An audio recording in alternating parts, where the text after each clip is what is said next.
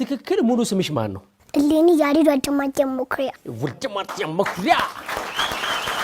አድሜሽን ስንከራከር ነው የቆየነው። ግማሾቹ 30 ገና ማለፏ ነው ይላሉ።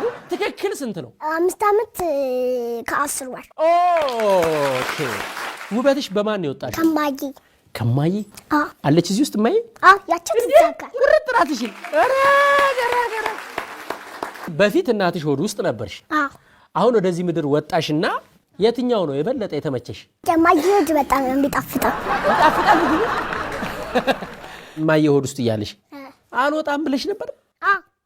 አረተ ዶክተሮቹ ሳፕ ሲያርጉኝ እኔ አልወጣም ስል ሳፕ ሲያርጉኝ አልወጣም ስል ከዛ ሳፕ ሲያርጉኝ ውጥታልኩኝ ከዛ አለቀስኩኝ። ማይም አለቀሰች። አረተ ለምንድን ነው አልወጣም ያልሽው? ሆድ ውስጥ ተመችቶኝ። ዶክተሮቹ አልወጣም ስትይ ለምን ጎትቶ ያስወጡሽ እንዴ? መብትሽ አይደለም እንዴ አለመውጣት? ያው እነሱ ሐኪም እንደሆነ አላወኩም ነበር። ማጅራት መቺ መስሎሽ ነው? ሃንግሊ ሰሩሽ መስሎሽ ነው አንቺ እንዲያልሽ? ለካ ዶክተር ነው። አይ ሰላም ነው እናንተ ኮና አረን ወጣለን ችግር የለም ያ ራስዎ መስሎን ነው። ክርስትና ስትነሺ እንዴት ነው ያለቀሽው?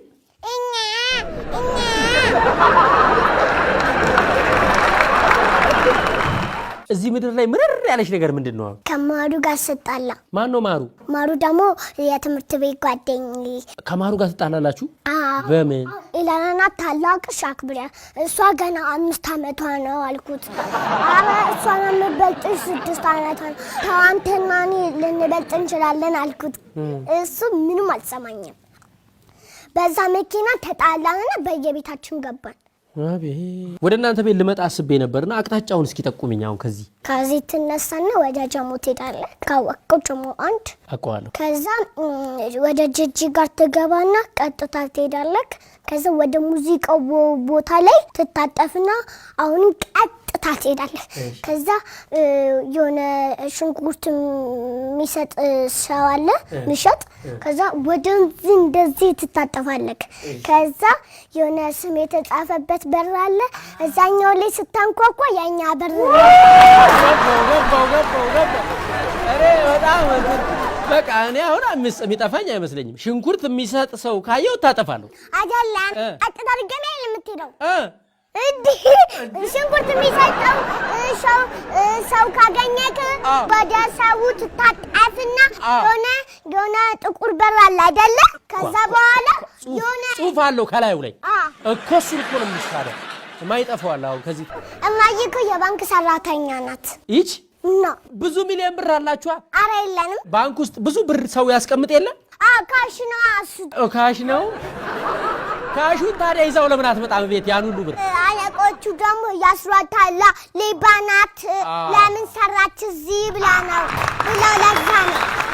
የሰው ገንዘብ መውሰድ ስርቆት ነው አይደል? ወንጀል ነው፣ ኃጢያት ነው። ለዛ ነው። ልደትሽ መቼ ነው? መስከረም ስንት? መስከረም 17 የመስቀለታ እና ደመራ ሲበራ እናንተ ቤት ያንቺ ልደት አብሮ ነው የሚከበረው? ከዳመናው ቀን ድሮ ልጅ እያለሽ ምን መሆን ነበር የምትፈልጊው? አይሎፕላን መንዳት ነበር የፈለኩት። እሺ። ከዛ ሁሉንም እየቀያየርኩ ሀሳብ መጣ። ከዛ እንደማ ሐኪም። እንዴት ሀሳብሽን ቀየርሽ? ሲቀያየር ሀሳቤ በጣም ነው የምጨነቀው። የ5 ዓመት ከ10 ወር ልጅ ደግሞ ይጨነቃል እንዴ? አይ ያው እኔ ለሁሉም ነገር እንትን ስለምል ነው ለዛ ነው እንጂማ። ምን ስለምትይ ነው ለሁሉም ነገር? በእናትሽ ለሁሉም አንተ ታገር የለህም እንደዚህ። አይ በመንፈስ እኔ እኮ ወደፊት ሲመጣብኝ ይቅርታ፣ እኔ ደግሞ በሐሳቤ እየመጣብኝ ነው። ግን ትጨነቂያለሽ? ብዙ ጊዜ ለምጨነቀው ትንሽ ስለምንድን ነው የምትጨነቂው? ለሐሳብ ሲመጣብኝ በጣም ነው የምጨነቀው። እንደው ምን አይነት ሐሳብ ነው ብዙ ጊዜ የሚመጣው? ይኸውልህ አንተ ትጨነቃለህ አይደለ? እንዴ በጣም ከዛ ይከፋል አይደለ? እኔ ልክ እንደዛ ማለት ነው። እሺ መብራት ሲጠፋ አልወድም በቃ አይደለ? እንደዛ ነው። ልክ ይከፋሻል መብራት ሲጠፋ? ከዛ ውጪ ወጥቼ እጫወታለሁ። አሁን ኢትዮጵያ ውስጥ ትልቁ ችግር ምንድነው? ጦርነት አለ። አረቴ እኔና እማዬ ቁጭ ብላ በዜና ትሰማለች። እሷ ዜና ስታይ አንቺም ታያለሽ? አንዳንዴ ጊዜ ነው እንጂ ዜና በጣም ነው የምጠላው። ለምን ያቀርቡት ነገር በጣም እንትን ስለሚደነዝዘኝ ለዛም በጣም ያስጠላኛል። ስለሚዘገንንሽ ነው ስለሚደነዝዝሽ? ይደነዝዘኛል። ዜና ስታይ? አዎ። ጦርነቱ ይቀጥል ወይስ ይቁም? ይቁም። ጠቅላይ ሚኒስትር ብትሆኚ ለኢትዮጵያ ምን ታደርጊላታለሽ ለአንድ ቀን? ሁሉንም የተቸገሩትን እረዳለሁ። እማ አንቺ ጥሩ ነገር አድርገሽ ብታስደስቻት ምን ትልሻለች? ጎበዝ የኔ ጀግና ነው የምትለኝ። ኧረ ተይ። አዎ። አባ ስራው ምንድነው? ካርጎ ስለሚሰራ ስራውን አላውቀውም። አባና እማ ወደ ስራ አብረው ነው የሚሄዱት? በጣም አርፋጭ ናት። ለምን እንደምታረፍደው? እኔና ትንሽ ወንድም አለኝ የወለደችልኝ። ለሱና ለኔ ስትቆይ ነው በጣም የምታረፍደው። ያሬዶ የሚያናድድሽ ምን ሲያደርግ ነው? አባት ደግሞ ያናዳል እንዴ? ያናድድ። መስታወት ታያለሽ? ፀጉሬ ምናምን ለማስተካከል ነው እንጂ የምመቸው እንጂማ አልመለከትም። ኧረ በጣም ታያለሽ መስታወት። ቻፕስቲክ አትቀቢ? ይሄ ልክ እንደ ቅባቱ የሚመስለው ነው እንጂ የሚቀባው እንጂ ማለቀብ። እና መስታወት ፊት ብዙ ሰዓት አታጥፊም? በጣም ሩቅ ነው መስታወቱ ያለበትና ወንበር ድርድሬ ነው የሚሆነው ፊት የሚመለከተው ለብዙ ደቂቃ አይደለም። ድሮ ፈሪ ነበረች ይሉኛል። ነበርሽ? አዎ። ከዛ አሁን ደግሞ ወደዚህ ስመጣ ፈሪ አልሆንኩ። እንዴት? በቃ እኔ ጀግና ነኝ። አትፈሪ? ምንም ማንንም አልፈራም። እውነት? አባዬ ሲቆጣኝ ነው እንጂ ምፈራ እንጂማ እኮ አልፈራም።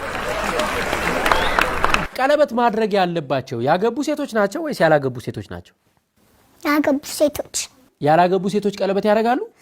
ገዝተውና ባላለኝ እያሉ አውቀው ሲዋሹ ነው።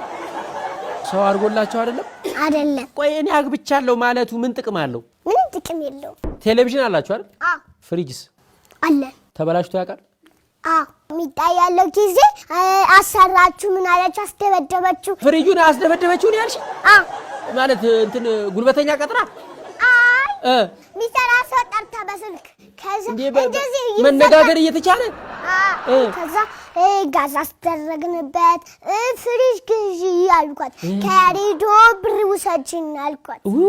ምርጥ ሀሳብ ሰጥተሻል። ከዛ በኋላ ጋዛችንና እቤትን ስታስቀምጥ ከዛ የዛን ቀን ደግሞ እሷና ጎረቤቶቹ ሆነው እቤታችን ሊያስገቡትና ትተውት ሄዱ።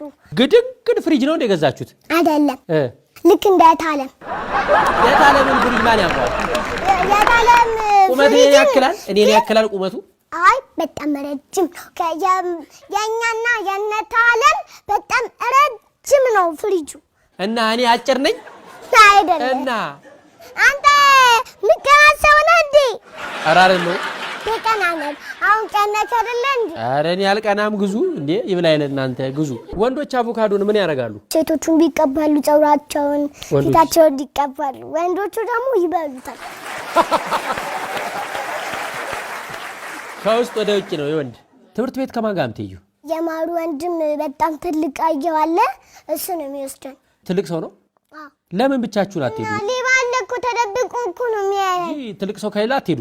አንሂድ። ጎበዞች። ሌሎችን ልጆች እናትና አባታቸው ሲያደርሷቸው በጦርነት ወላጆቻቸው የሞቱባቸው ልጆች ግን ብቻቸውን ሲሄዱ እነዛ ልጆች እያዩ ምን ይሰማቸዋል? እንደዛ ልጆች ውስጣቸው በጣም ነው የሚረበሸው።